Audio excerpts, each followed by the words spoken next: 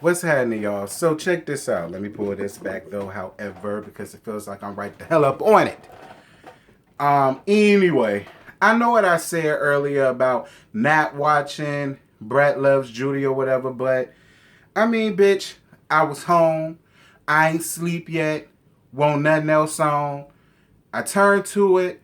It said growing up hip hop. That's what intrigued me. I said, wait a minute. I thought the season finale was last Thursday. What the fuck is this? And then I realized it won't no damn growing up hip hop. They clickbaited us, bitch. I guess because they figured well nobody gonna watch that shit. And we went to Brat Loves Judy. Season 1, episode 1 on the DL. I will say this. It was on. I had my phone beside me. I won't doing shit. So I said, it's on. Let me watch it. Let me take some notes. Why not? You know what I'm saying? Maybe there's other people around there that is watching it or whatever. So we'll see how this do. Depends on how the numbers be will determine whether this stays up here for a Thursday night lineup. We gonna see. And if it don't, Brad, it's no shade, girl. It's all business. So Brett loves Judy. So basically, the first part of this was basically declining some details about how they met. So Judy started talking about, Judy brings up that she started, carpet munching at 19. Shit.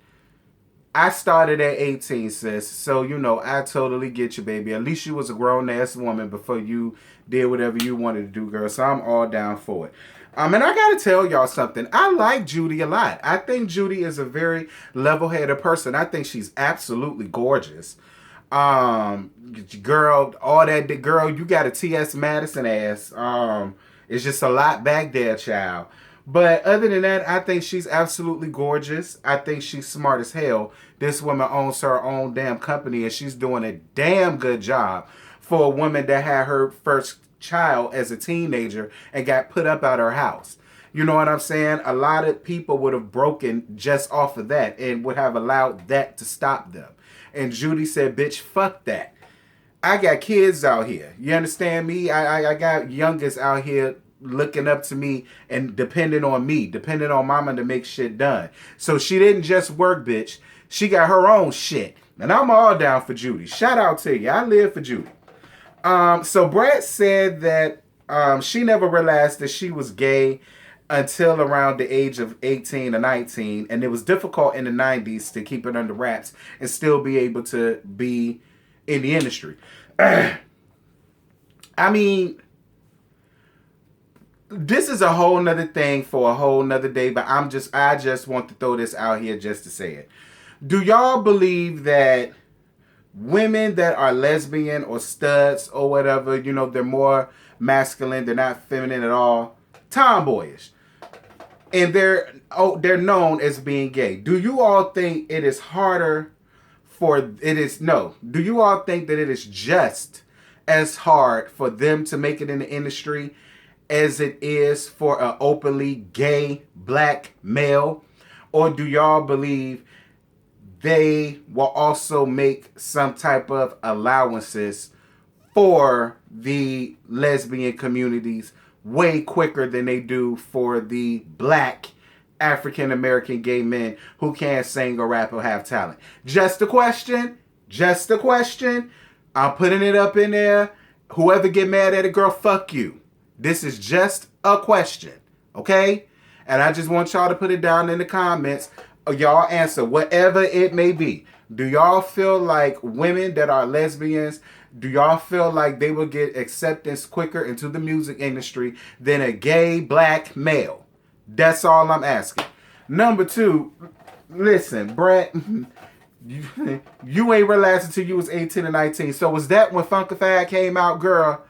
All right, because that was back in what, 92, 93, 94. And it's no shade, Brett. I'm just saying. We got introduced to you with your hat to the back. Got to kick your pants down real low. That's the kind of girl you was. So, you know what I'm saying? Of course, people, you had a hard exterior, a rough exterior. You know what I'm saying? And then, like, right when you came around back in, like, the 2000s with, the song you did with Tyrese, what's it called? What do you like? A whole lot of foreplay right before you get it started. What do you like? Me on top. Okay, that was my shit, by the way. I think that was around the first time I really started seeing you like in makeup and heels and feminine clothing and stuff like that. And I was like, okay, Brett, and you was gorgeous either way. But I'm just saying for me, Brett. I'm just saying how I got introduced to you, and then how I got reintroduced to you back, in the 2000s or whatever. And then, you came back and you got into your comfortability and all that stuff. So, of course, all of us, we got, and it was never no shade, Brett. You see, we loved you regardless, bitch. You know what I'm saying? I mean, I'm just saying, no, I'm just saying. So they talk about how busy their days are between the both of them. And child, y'all do have busy days, child. From what I was seeing, you be just as busy as Judy ass is. Quiet as it's kept. So y'all house is bad as hell. Y'all said y'all paid what, 1.57 million? That shit was bad. I lived for that. The house was absolutely gorgeous. I lived for the house. Shout out to the both of y'all. Y'all was on y'all Candy Bird's tip. Y'all did what Candy did. Girl, was it a foreclosure? No shade, because that's what she did. And her shit bad now. So, I was down for the house. So there was almost a small little altercation between Brat and the reno guy.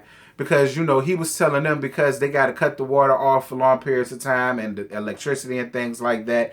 And they was going to need 10 extra days, that it was better for them to just find someplace else to live. And Brat seemed to have an issue with that. Brat, you can't control everything, Sweet Pea. You seem to want to be in control of a lot. And sometimes you have to allow other people to sometimes you have to step back and allow the other people to do their damn job. Now, if it comes when it's supposed to be done and it ain't done, then you could go in and let happen, kick your foot off high in their ass. But you know what I'm saying? Like, sometimes it's okay to just let go. Fine. I'm gonna see what it do. But just know, if it's a problem, it's gonna be a problem. You understand? Like, see, that's why I like Judy, because Judy was able to come in and say, hey, babe, you're doing too much. You're giving the most. Relax. That's what I love about Judy. Judy is basically Brat's calm to her storm, to sort of say. And I could live for that. Because I need a Judy my damn self. Because y'all know how I am. I'm hell on wheels up here. Imagine how I am in real life. Anyway, so then we get introduced to Nikki, who's Brat's stylist, I believe. And we also get introduced to Bella, who's a part of Brat's management. So Judy tells them that she finna propose on her birthday. And she figures the best way to really surprise her with that is to do it on her birthday, where she can invite all of her family, her friends, people that are close to them and know them as a couple or whatever the case may be, and to have the surprise party then turn to an engagement party, which I felt like was really sweet. That was a really sweet thing. It was a really sweet gesture and stuff like that. And let me tell you something. I don't really think it should be all on a man to decide whether he wants to marry somebody. Like, I really don't find nothing wrong when a woman proposes to a guy or when a woman proposes to her girl. I don't really find nothing wrong with that. I feel like that's sweet, because so many times we see women just waiting on the man and they wait years. Look at Chrissy. So to see a woman that's feminine as she is, and she like, girl, I don't give a damn about getting on my knee to ask my dude, my girl, whatever, to marry me. I didn't find anything wrong with that. I really didn't. While I understood what Bella and Nikki were saying, I get it, because they're traditional, so am I.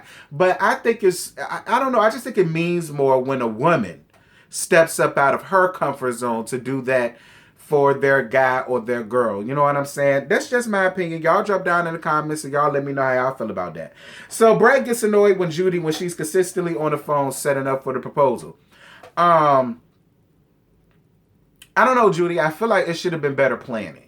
I feel like you should have had all that planned before y'all went out to go look at houses, especially if you already know how Brat is. You know what I'm saying? Like, I just felt like if that was me in that situation, I would have designated a time to where I would have already had all of that shit straight. So when it comes time for us to look for our little rental property, our little rental house, or whatever the case may be, I can focus on that and it not throw nothing off or causes her to have an attitude or even me to have an attitude. You know what I'm saying? So I don't think it was anything wrong with what you did. I just think it was timing. You know what I'm saying? And I don't even know why the fuck Bella was sitting right there texting. Lord G. Anywho, so speaking of Bella, Judy and Bella go out for custom ring shoppings for them. And she gets 3 different rings at a grand total of damn near over $700,000. And Bella ain't here for the price at all. Bella, mind your business. Especially because they already told you to stay up out their business one time before. Stay up out their business now, girl. They living in a $1.57 something million house. They got about as many cars as they got dogs. All of that property, all of that green land back there. They renovating the house. They want to keep that under $1 million. Listen, they want to keep that under $1 million. Bitch, my budget. Girl, shit. Most of our budgets is we want to keep it under 500. She wanted to keep hers under $1 million. Girl, shut your ass up. Allow that woman to spend whatever she wants. That's her money. Girl, you ain't got to pay for it. Shut up and mind your damn business, child. Didn't they tell you that one time before? Stay up out their business. That goes for financial too. Because obviously her ass can afford it because she don't mind buying it. So shut your ass up, Bella. And it's no shade because I like you. You understand? But I'm just saying, you know, woman to woman. Mind your business. Anyway,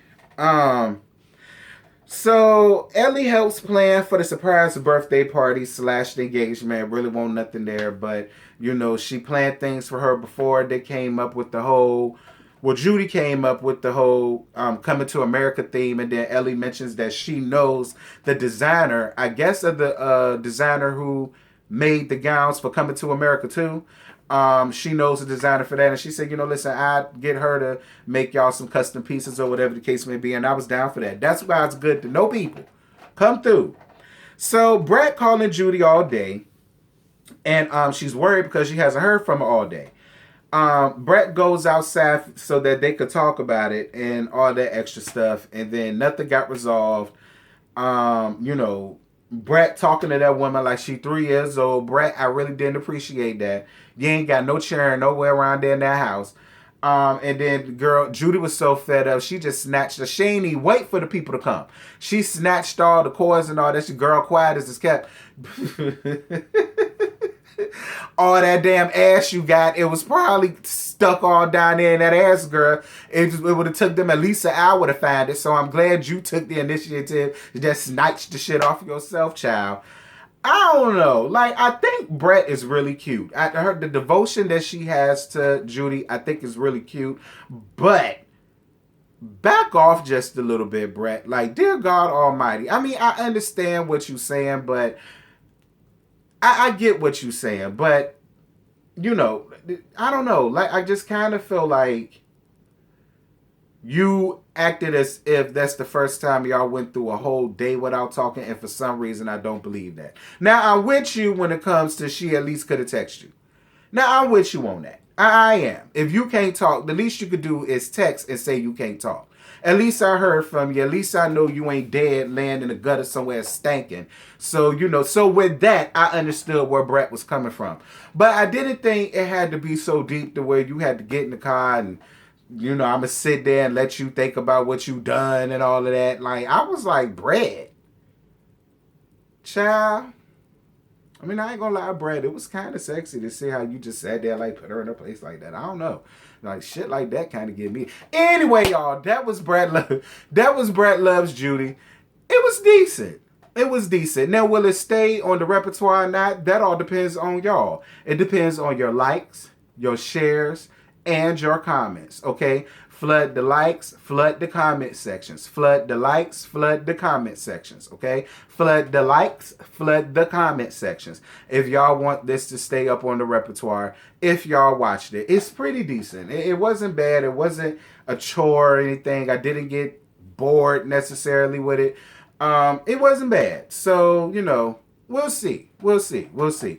But that's it. That's all I got. I ain't got no more to give you. Until next time, I'm gone. Bye.